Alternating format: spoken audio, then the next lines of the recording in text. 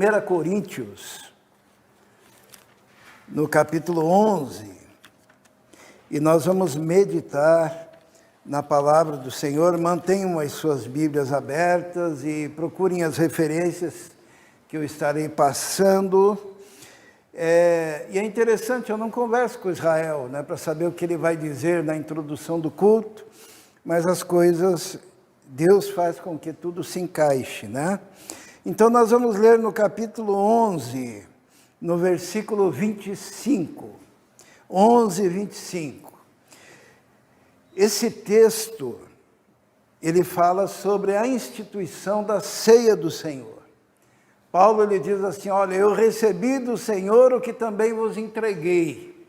Então, Paulo recebeu do Senhor, que Senhor? Do Senhor Jesus, Jesus, ele algumas vezes apareceu e conversou e ensinou e instruiu o apóstolo Paulo. E ele disse que recebeu do Senhor. Mas nós vamos ler dessa parte, que é a instituição da ceia do Senhor, o versículo 25, que diz assim: da mesma forma, depois da ceia, ele tomou o cálice e disse: este cálice é a nova aliança no meu sangue. Façam isso sempre que o beberem, em memória de mim. Vou ler novamente. Este cálice é a nova aliança. Vamos orar. Senhor, pedimos agora que o Senhor fale conosco, que o Senhor nos abençoe, que o Teu Espírito Santo esteja agindo, dando, Senhor, a compreensão da Tua palavra, porque sabemos que é um milagre a compreensão da Tua palavra, que dependemos totalmente do Senhor. Pedimos então a Tua bênção, peço a unção do Senhor para transmitir a unção do Senhor sobre o Teu povo, para entender a Tua palavra e para receber a Tua palavra. Em nome de Jesus. Amém. Amém? Este é o cálice da nova aliança. Isto é, se existe uma nova aliança, é porque existe também uma velha aliança. Se a velha aliança tivesse funcionado, não haveria necessidade da nova aliança.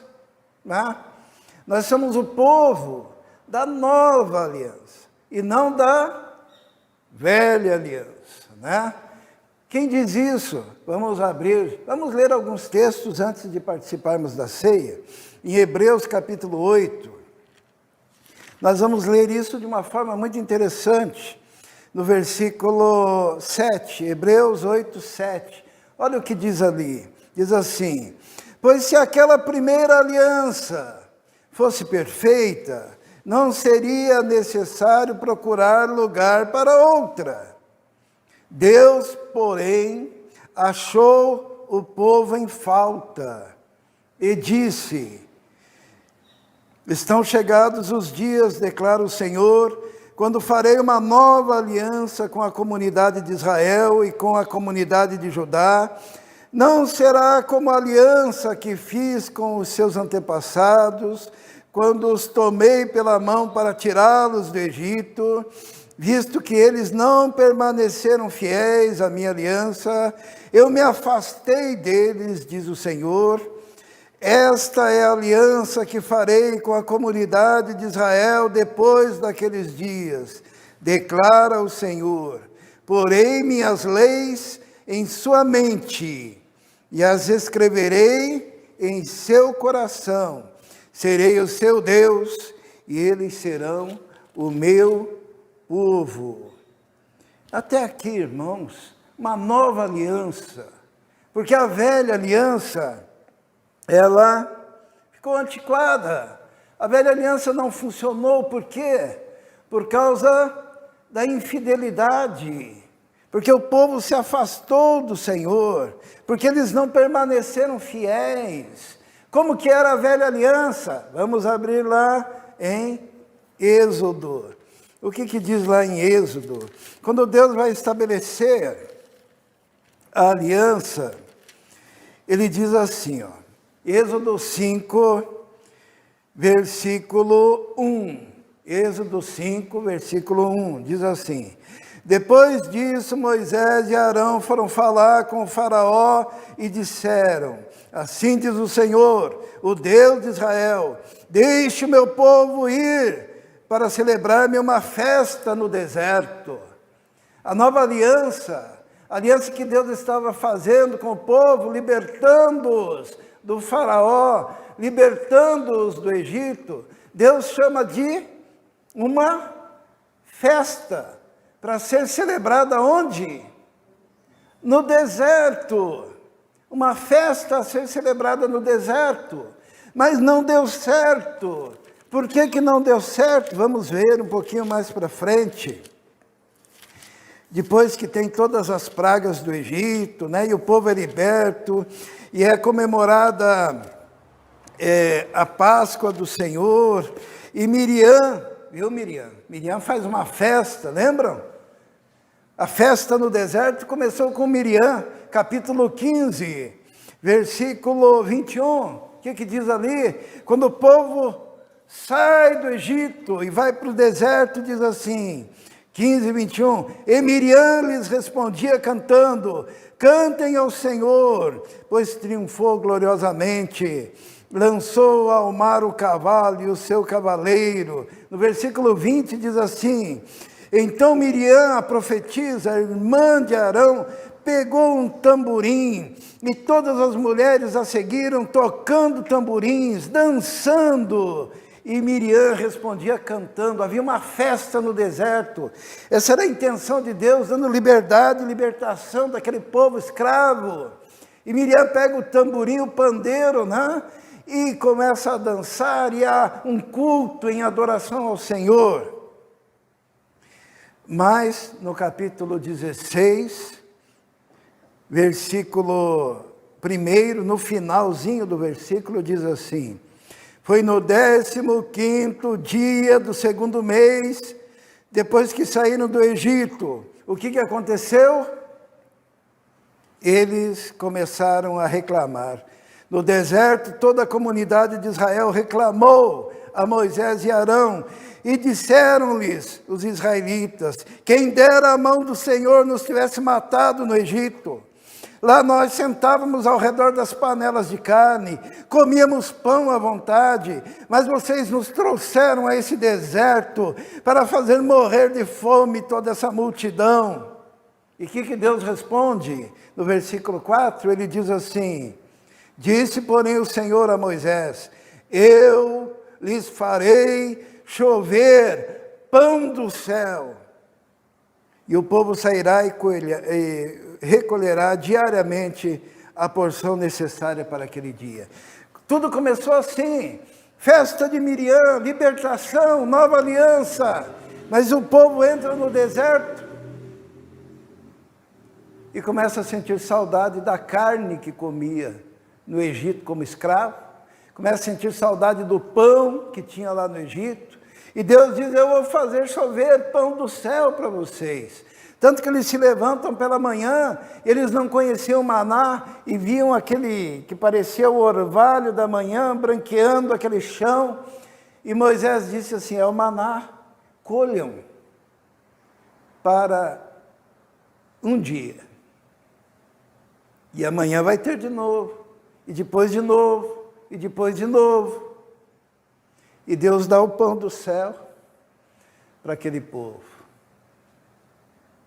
Mas dali a pouco o povo começa a resmungar, reclamar, porque aquele pão era, eles diziam que dava náusea, que dava enjoo, que dava vontade de vomitar, aquele pão que Deus estava concedendo.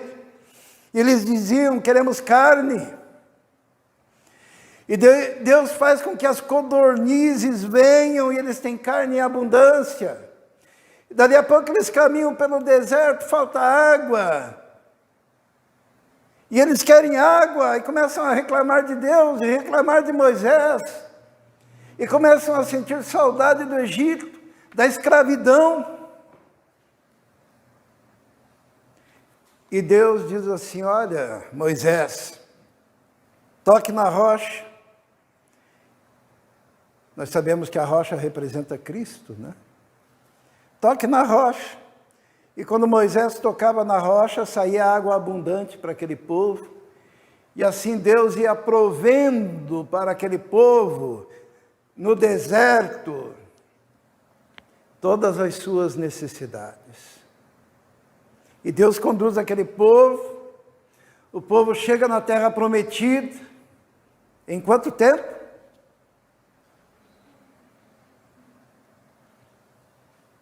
2 anos. Podiam ter chegado antes. Mas sabe por que demora um pouquinho? Sabe por quê? Porque era um povo escravo que precisava aprender, né? Como é que aquele povo escravo ia se tornar uma grande nação? Deus estava ensinando o quê? Estava dizendo assim: olha, vocês precisam ser disciplinados, o maná é pela manhã. Colham só o que vocês vão usar durante o dia. Será que é fácil? Quem já trabalhou com criança sabe que é difícil, né? Sempre alguém vai enfiar um pouquinho no bolso, vai colocar um pouquinho. E aquilo apodrecia quando pegava mais do que era necessário, né? E eles tinham que aprender a obedecer. E Deus foi ensinando aquele povo a levantar cedo, a colher. Deus foi ensinando aquele povo a ser disciplinado. Deus foi ensinando aquele povo que eles só podiam caminhar quando tivesse a nuvem os guiando. E eles só podiam caminhar de noite se a coluna de fogo os guiasse. E quando a nuvem parava, eles tinham que parar. E quando a nuvem ia por meses, eles tinham que caminhar. E quando a nuvem parava por semanas, eles ficavam parados por semana. E assim iam aprendendo, disciplina, horário para colher, horário para comer, que tipo de comida, lei sanitária, né? Para que eles pudessem aprender a viver. E todo aquele período, 2 anos no deserto, eles chegam até a terra prometida. E o que eles fazem lá diante da terra prometida?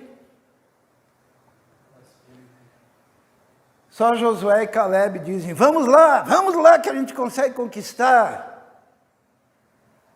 Os outros espias disseram que não, o povo ficou desanimado. E Deus disse o seguinte: voltem a peregrinar no deserto, porque esta geração que eu convidei para uma festa no deserto, essa geração não entrará na terra prometida.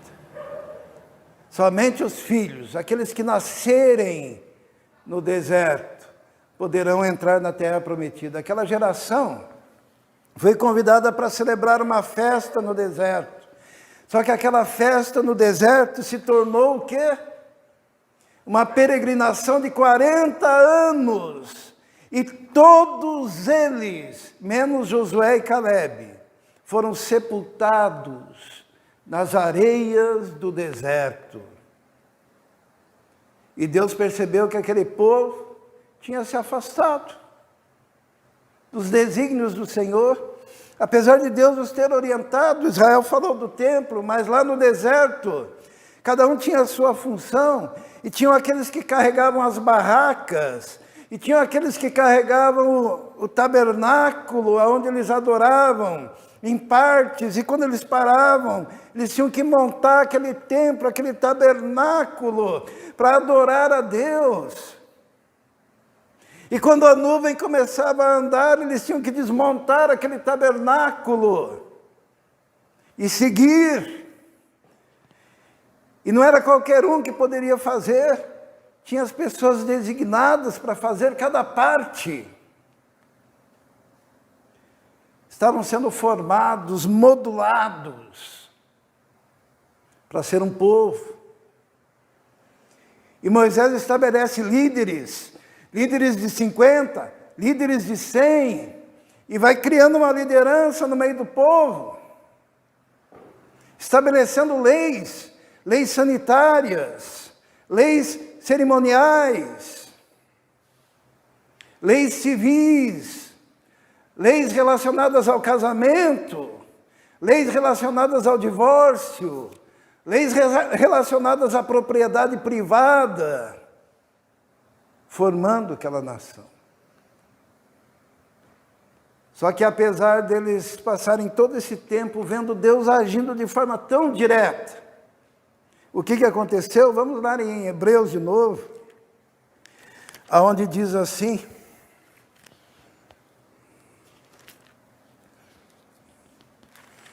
Hebreus, no capítulo 4,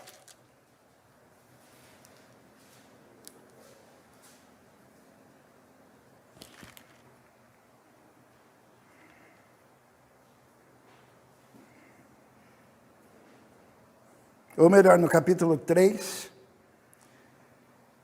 no versículo 16 em diante. Hebreus capítulo 3, 16 em diante diz assim: quem foram os que ouviram e se rebelaram? Não foram todos os que Moisés tirou do Egito? Contra quem Deus esteve irado durante 40 anos? Não foi contra aqueles que pecaram, cujos corpos caíram no deserto? E a quem jurou que nunca haveriam de entrar no seu descanso? Não foi aqueles que foram desobedientes? Vemos assim que por causa da incredulidade não puderam entrar, apesar de terem visto as obras do Senhor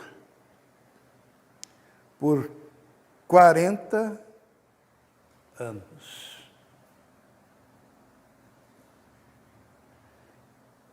Não deu certo. Apesar da fidelidade de Moisés, não deu certo. E no coração de Deus veio então a intenção de estabelecer o quê? Uma nova aliança. Por isso que nós temos a ceia do Senhor. É a nova aliança que é profetizada no Antigo Testamento. Vamos ler lá em Ezequiel, no capítulo 36. Ezequiel, capítulo 36. É profetizado, porque Deus havia percebido que todas aquelas leis, que todos aqueles preceitos eram externos, eram leis que estavam fora do coração do povo.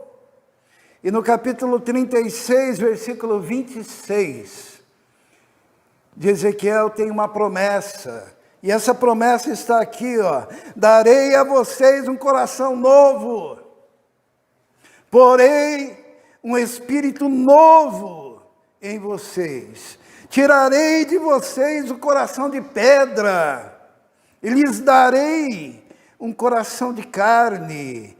Porei o meu espírito em vocês, e os levarei a agirem segundo os meus decretos, e a obedecerem fielmente as minhas leis. Deus disse: não tem jeito, eu vou ter que fazer diferente. Agora a lei não é mais do lado de fora, em pedra, agora a lei é dentro do coração.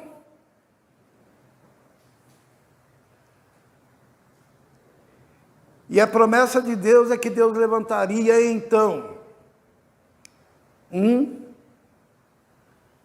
novo profeta semelhante a Moisés, só que muito superior a Moisés. Quem é? Jesus. Quais são as funções de Jesus? Jesus é profeta, sacerdote e rei. Por quê? Os irmãos sabiam que no Antigo Testamento os únicos que eram cheios do Espírito Santo, ungidos com o Espírito Santo, quem eram? Os profetas, os sacerdotes e os reis.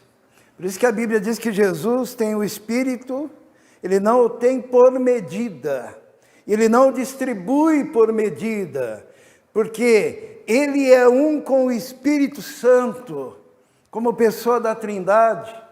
No Antigo Testamento, o indivíduo queria saber a vontade de Deus, o que ele fazia? Ele buscava um profeta, porque o profeta era cheio do Espírito Santo e ele consultava o profeta. Ele ia lá para o sacerdote, consultava o sacerdote. O rei era ungido e cheio do Espírito para poder ser o líder da nação. Mas lá não deu certo e Deus resolveu fazer o quê? Derramar do seu Espírito sobre toda a carne, sobre toda a igreja. E esta é a nova aliança. A nova aliança não se fundamenta em legalismos. A nova aliança não se fundamenta em rituais. A nova aliança não se fundamenta num tabernáculo construído por mãos humanas. A nova aliança é um milagre que se opera no coração da pessoa e faz dela um templo, um tabernáculo, que pode ser cheio e transbordante do Espírito Santo.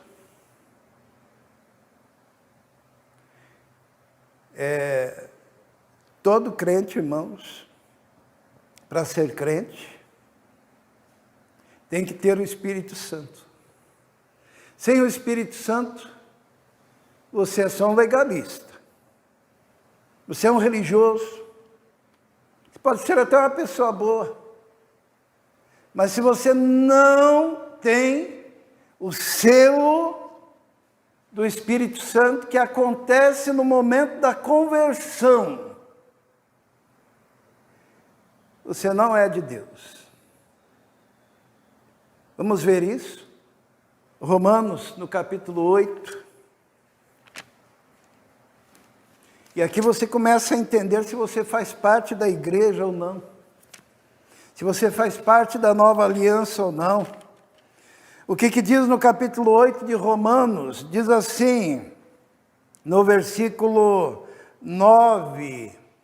Romanos 8, 9. Diz assim: entretanto vocês não estão sob o domínio da carne, mas do Espírito, se de fato o Espírito de Deus habita em vocês. E se alguém não tem o Espírito de Cristo, não pertence a Cristo. O início da vida com Deus é ter o Espírito de Cristo. Se alguém não tem o Espírito Santo, se alguém não tem o Espírito de Cristo, nem sequer pertence a Cristo. E a Bíblia diz ainda, é interessante o que diz ali, ainda versículo 9. Entretanto, vocês não estão sob o domínio da carne, mas do Espírito, se de fato o Espírito de Deus habita em você. Essa palavra habita vem de um termo,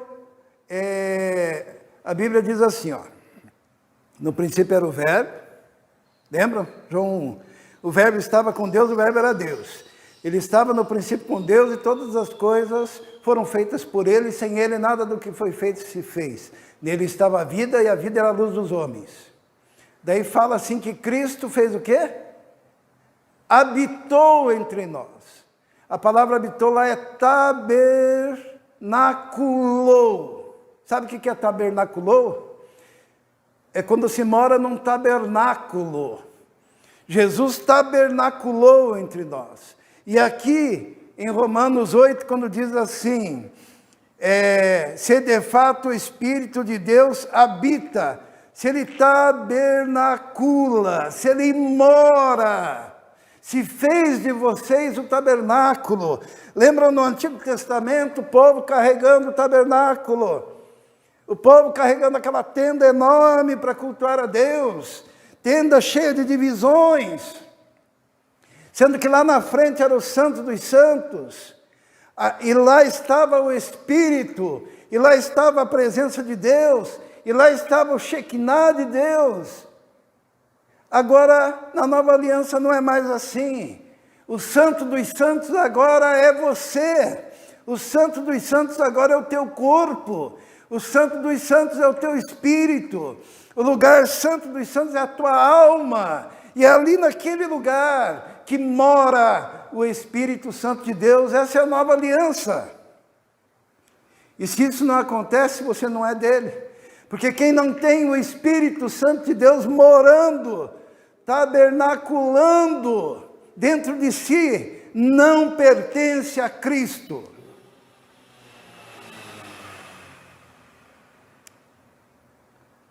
No Antigo Testamento, se você queria uma orientação, você buscava aquele que tinha o Espírito Santo. Quem que era mesmo? Profeta, sacerdote e rei. Por isso que eles iam atrás dos profetas. Saul entrou em parafuso quando Samuel morreu, e ele não podia mais consultar o profeta Samuel. Tanto que ele foi atrás de uma pitonisa. Mas agora, na nova aliança, é diferente. Porque na nova aliança, o Espírito mora em nós, no nosso corpo. Nosso corpo é o templo do Espírito Santo. E daí a orientação, nós não vamos mais atrás de profeta.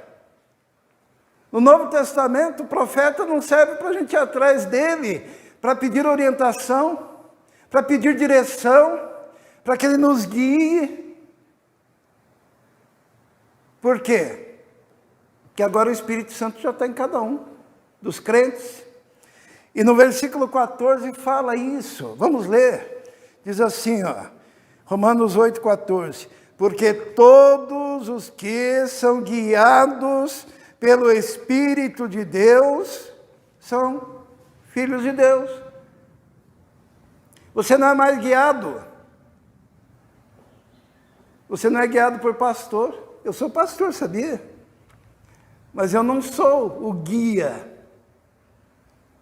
de vocês. Eu posso dar conselhos, tá? Posso dar conselhos. Mas quem guia, quem que é? É o Espírito Santo. Às vezes você está em dúvida de alguma coisa no seu coração, e daí, só que você tem ali dentro do seu coração já um testemunho do Espírito Santo da decisão que você tem que tomar. Daí você vai consultar o pastor. Sabe o que o pastor faz? Ele ora com você, e muitas vezes ele só confirma, com palavras e com as Escrituras, aquilo que já Deus está testemunhando dentro do teu coração. Nós vivemos na nova aliança, irmãos. É a aliança da liberdade. É a aliança em que o Espírito mora em nós. É a aliança em que o Espírito Santo nos guia. E será que é mais fácil ou mais difícil? Tem gente que não gosta. Por quê? Tem gente que tem coração de escravo. Né? Ah, eu quero um profeta que me diga o que eu tenho que fazer. É mais fácil, eu não preciso pensar. Eu quero um profeta que manda em mim e que diga no que eu devo crer com base nas experiências dele, porque daí eu não preciso ter experiência. Eu não preciso dobrar meu joelho. Eu não preciso clamar. Eu não preciso jejuar diante de Deus. Eu não preciso chorar diante do Senhor em oração, dizendo, Senhor, mostra o caminho. Porque daí tem alguém que faz por mim. E eu transfiro a responsabilidade. Mas se você é filho de Deus, se você é um homem de Deus, se você é uma mulher de Deus, o Espírito Santo já mora em você. Ele te guia, Ele te orienta, sempre à luz da palavra que... Quem mesmo que inspirou essa palavra? O Espírito Santo. O Espírito que inspirou a palavra é o mesmo que mora dentro daqueles que fazem parte da nova aliança. Como que o Espírito Santo nos guia? Vamos ver? Versículo 16. Como que ele nos guia? Versículo 16. O próprio Espírito testemunha ao nosso espírito que somos filhos de Deus. A forma primária dele trabalhar o nosso coração é ele testificar. Ele testifica que nós somos filhos de Deus e muitas vezes, ou melhor sempre, quando nós estamos diante de situações, ele testifica no nosso espírito a decisão que temos a tomar. Se é que você faz parte da nova aliança. É assim na nova aliança. Eu queria, ainda antes de participarmos da ceia, que nós fôssemos para João. Eu dou muita risada quando eu leio o livro de João. Não que ele seja engraçado, mas é que Jesus, ele faz as coisas de uma forma e a gente, nós que fazemos parte da nova aliança, a gente começa a perceber isso, daí se torna algo lúdico. O Israel agora há pouco comentou, né, que dos simbolismos, não é isso que você falou? Do Antigo Testamento.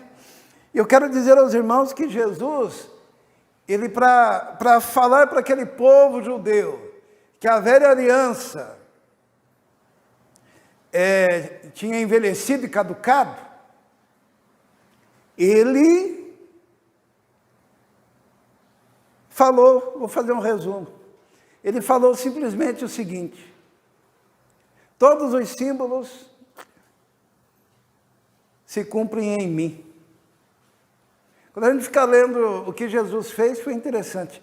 Primeiro, todo aquele período do ministério de Jesus fazendo milagre, né? Mas milagre, milagre, milagre, ele curava, ele ressuscitava, ele multiplicava, ele saciava, ele libertava, ele ensinava. Lembra no deserto que Deus fez tudo isso? O povo viu os milagres de Deus por 40 anos e não creram. Jesus chega e faz um monte de milagre no meio do povo. Para que o povo entendesse, olha, era eu mesmo no deserto fazendo milagres. E agora eu estou aqui fazendo milagres. E uma das primeiras coisas que aconteceu, vamos ler no capítulo 6 de João, Evangelho de João, versículo 4. Capítulo 6, versículo 4. Os irmãos sabem que a Páscoa, o que ela significa mesmo no Antigo Testamento? A saída do povo do Egito, né? Onde o cordeiro é imolado, daí o povo sai da escravidão. E aqui no versículo 4 diz assim, capítulo 6 de João: estava próxima a festa judaica da Páscoa. Os irmãos entendem? Os judeus estavam em Jerusalém comemorando a Páscoa. Páscoa para judeu é a libertação da escravidão do Egito. Quando eles foram libertos do Egito, qual foi o primeiro milagre ali, depois da festa que Miriam fez no deserto? Qual foi? O maná. E o que Jesus faz? Por isso que eu acho engraçado, porque parece que ele está assim, ó. Vocês não entendem, né? Mas eu vou desenhar. E Jesus faz o quê? Diz assim, no versículo 5, depois que fala da Páscoa: levantando os olhos e vendo uma grande multidão, lembra o deserto com a grande multidão? Faça um paralelo. Que se aproximava, Jesus disse a Filipe: onde compraremos pão para esse povo comer? E daí o que Jesus faz? Ele multiplica os pães. Ele multiplica o pão. Ele queria dizer assim para o povo: olha, povo, lembra no deserto que Deus deu pão? Eu estou multiplicando o pão para que vocês olhem para mim. Eu sou o doador nessa nova aliança. Nós vamos resumir, né? Quando eles saíram do Egito, Deus teve que abrir o quê? O mar, né? Daí Jesus faz o quê? Ele diz assim: olha, Moisés abriu o mar, porém eu... Vamos ler ali no versículo 19, do capítulo 6. Depois de terem remado cerca de 5 ou 6 quilômetros, viram Jesus aproximando-se do barco, andando sobre o mar, e ficaram aterrorizados. Moisés abre o mar, Jesus anda sobre o mar. Vamos seguir adiante. O que mais? É interessante, né? Deu pão para eles. Daí o povo começou a pensar: poxa, esse homem é diferente. Moisés nos deu lá os mandamentos, né? Para a gente obedecer. O que será que esse homem aí vai dar para a gente? Vamos ver lá no versículo 28. Então lhe perguntaram: o que precisamos fazer para realizar as obras que Deus requer? Isto é, vamos traduzir em miúdos, quais são os mandamentos aí que você vai dar para a gente então? Daí Jesus responde. Jesus respondeu: a obra de Deus é esta, crer naquele que Ele enviou. Isso daí Jesus falou: olha, eu não vou dar mandamento para vocês não. Olha aqui, ó. Creia naquele que Deus enviou. Quem que era? Jesus. Creiam em mim. Toda a obra de Deus é fazer o quê? É crer em Jesus. Porque não adianta você fazer tudo e não crer em Jesus como único, todo suficiente Salvador. Daí eles começaram a dizer lá no versículo 31, vamos ler o 31, os nossos antepassados comeram maná no deserto, como está escrito, Ele lhes deu a comer pão do céu. Falaram para Jesus isso. E Jesus, no versículo 32, ele diz: declarou-lhes Jesus: digo-lhes a verdade, não foi Moisés quem lhes deu o pão do céu, mas é meu Pai quem lhes dá o verdadeiro pão do céu. Pois o pão de Deus é aquele que desceu do céu e dá vida ao mundo. Disseram-lhe eles: dá-nos sempre desse pão. Então Jesus declarou: eu sou o pão da vida. Jesus está dizendo, aquele maná era um símbolo, o verdadeiro pão está aqui, ó. A lei está aqui, é crer em mim. Para fazer as obras de Deus é crer em mim. E Jesus diz assim, e não foi Moisés que deu pão para vocês no deserto, mas o meu Pai agora está dando o verdadeiro pão. E daí ele se declara: eu sou o pão. Irmãos, estão vendo a correlação, né? Eu sou. No versículo 41, olha o que diz. Com isso, os judeus começaram a criticar Jesus, porque dissera: eu sou o pão que desceu do céu. E diziam: este não é Jesus, filho de José? Não conhecemos seu pai, sua mãe? Como que ele diz que desceu do céu? E Jesus, ele responde, né? Ninguém viu o Pai. É versículo 46, vamos ver? Ninguém viu o Pai, a não ser aquele que vem de Deus. Somente ele viu o Pai. Ele está dizendo assim, ó, ninguém viu o Pai. Os irmãos se lembram lá, Moisés? Qual foi o pedido de Moisés para Deus? Lembra? Deixa eu ver a sua face, Senhor. Daí Deus diz, não, ninguém pode ver e sobreviver. Mas eu passarei e você vai ver uma sombra. E essa sombra, Moisés viu através lá de uma de uma gruta, né? Ele olha pela fenda e vê a sombra. E Jesus, ele fala, olha, ninguém conseguiu ver o Pai, mas olha, o Filho aqui contempla a face do Pai. Ele é o único que vê o Pai. Ele é superior a Moisés. No versículo 48 ele diz assim, eu sou o pão da vida. Os seus antepassados comeram maná no deserto, mas morreram. Todavia, aqui está o pão que desce do céu, para que não morra quem dele comer. Eu sou o pão vivo que desceu do céu.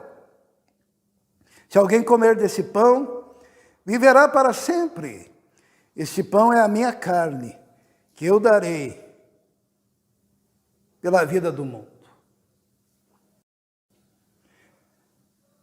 Quando o povo pediu pão no deserto, logo que saíram lá do Egito, logo em seguida eles pediram uma outra coisa. O que eles pediram?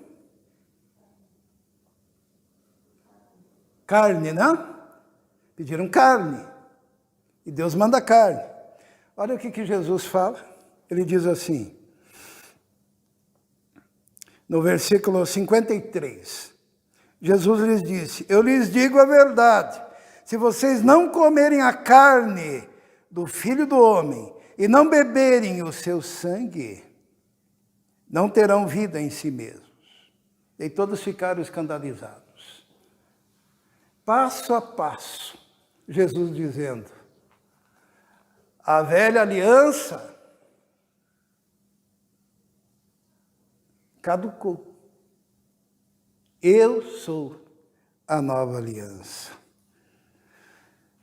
Depois, nós vamos pular para o capítulo 7, para nós encerrarmos. Porque Jesus, ele vai numa segunda festa, tá? Em qual festa que ele estava mesmo? Páscoa, né? Então vamos ver, ele vai para uma segunda festa agora, 7, versículo 2. O que diz ali? Mas ao se aproximar a festa judaica das cabanas. Jesus vai para essa festa das cabanas. Os irmãos disseram, vai. Jesus disse, eu vou depois e tal, aquele negócio. E ele vai para a festa. Sabe o que era a festa das cabanas? Era a festa dos tabernáculos, né? Então, era uma festa assim, onde todo o povo, lá em Jerusalém, levavam cabanas para lembrar do tempo que eles moravam em cabanas, no deserto, né? E Jesus vai naquela festa. E ali eles faziam todo o simbolismo, Israel falou sobre o simbolismo, né? Da festa das cabanas. E daí, num dado momento, no dia mais importante da festa, eles iam para a porta do templo de Jerusalém e muitos obreiros pegavam aqueles potes enormes de água e jogavam para tudo quanto é lado ali nas escadarias do templo para lembrar que Moisés, durante aquele período dos tabernáculos no deserto, ele havia batido na rocha e a água abundante jorrou para sustentar o povo. E é naquele momento que Jesus se utiliza desse discurso que está no versículo 37 do capítulo 7. Olha o que diz e olha que coisa linda. No último e mais importante dia da festa, era aquele dia onde a água seria jogada. Jesus levantou-se e disse em alta voz. Os irmãos conseguem visualizar isso? A água sendo jogada, Jesus atravessa no meio da multidão, sobe naquele lugar onde todos podem vê-lo e diz, se alguém tem sede, venha a mim e beba. Quem crer em mim, como diz a Escritura, do seu interior fluirão rios de água viva. Ele estava se referindo ao Espírito, que mais tarde receberiam os que nele crescem. Até então o Espírito ainda não tinha sido dado, pois Jesus ainda não fora glorificado. Jesus diz, sabe aquela água? Eu sou a água viva. E ele diz assim que, se alguém tiver sede e for até ele beber, do seu interior fluirão rios de água viva. Existem dois aspectos aqui. Quando você crê em Jesus, o Espírito Santo vem morar em você. E quando você bebe da palavra de Deus, da oração, da comunhão, da santificação, Deus, Jesus, que não dá o Espírito por medida, Ele te enche de forma ao seu interior transbordar com o Espírito Santo e abençoar. O rio que se faz para a salvação, que ele fala para a mulher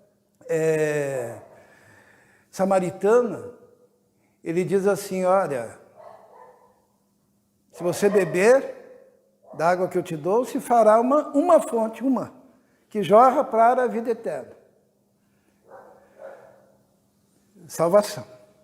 Mas se você se permitir transbordar e se encher do Espírito, rios de água viva sairão de você para abençoar. A sua vida será diferente. Por isso que vem a tristeza muito grande no meu coração quando eu vejo pessoas que não vêm comer, não vêm beber do Senhor na casa de Deus. Quando Jesus fala isso, ele está se referindo, sabe ao quê? A nova aliança. Ou você faz parte da nova aliança, ou você é um escravo da velha aliança. E aqueles da velha aliança foram sepultados no deserto. E os que sobreviveram passaram todo o Antigo Testamento aguardando. O que eles aguardavam? Aquele Cordeiro da nova aliança. Um dia João Batista olhou para Jesus. João Batista tinha bastante discípulos e apontou, eis o Cordeiro de Deus, que tira o pecado do mundo. E ali era o início da nova aliança. Só existe dois caminhos, irmãos. Ou você faz parte da nova, ou você é o cadáver da velha.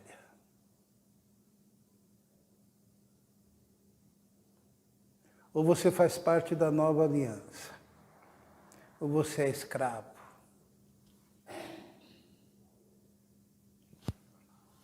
O povo queria tanto que Jesus trouxesse uma nova lei, que Jesus resolveu que lhes daria. Eles eram tão fissurados, né, nisso, que Jesus disse assim, vocês querem? Então vou dar, pronto, vou dar para vocês. Daí no capítulo 13, no versículo 34, ele faz isso. Ele diz assim, um novo mandamento lhes dou. Amem-se uns aos outros, como eu os amei. Vocês devem amar-se uns aos outros. Sabe por quê? Quem ama, cumpre a lei. Está escrito aí, quase em todos os livros do Novo Testamento. Porque assim, se você ama, você não vai querer a mulher do seu próximo. Não é isso? Se você ama o seu próximo, você não vai querer a mulher do seu próximo. Não adulterarás, caiu por terra, né? Se você ama, você não vai cobiçar nada do outro. Se você ama, você não vai matar. Se você ama o seu próximo, você não vai roubar ele.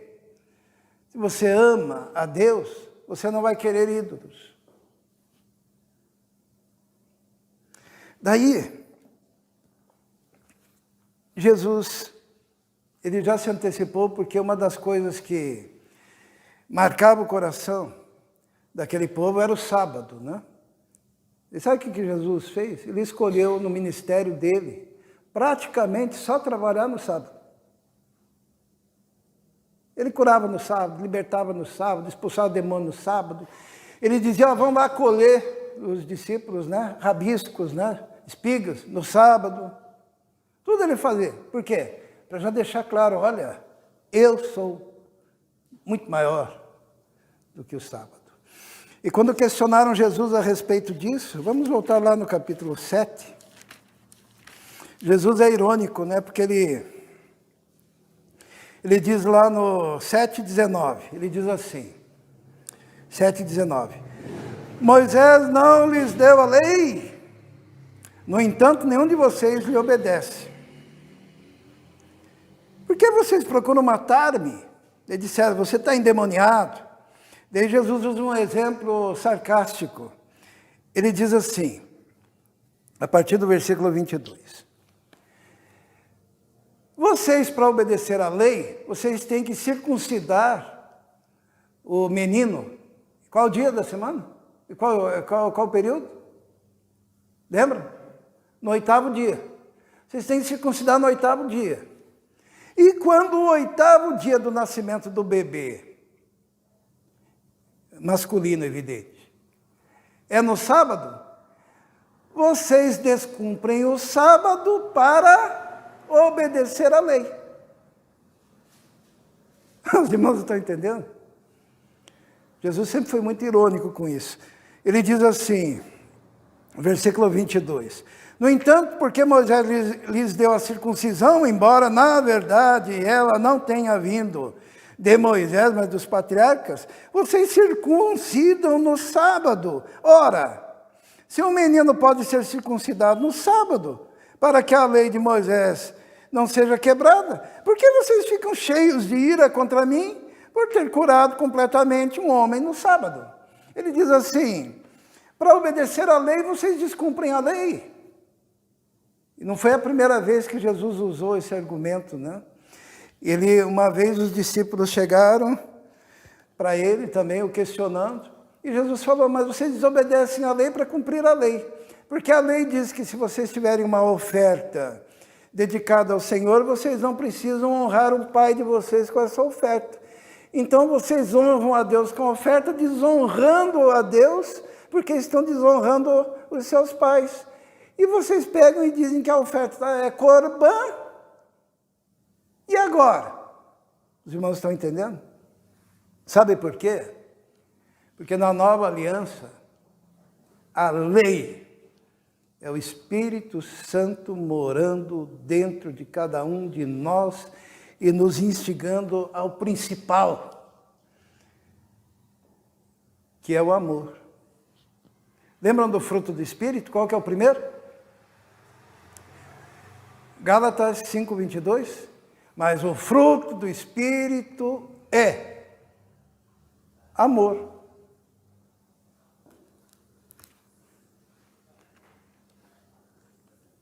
Será que eu estou enganado?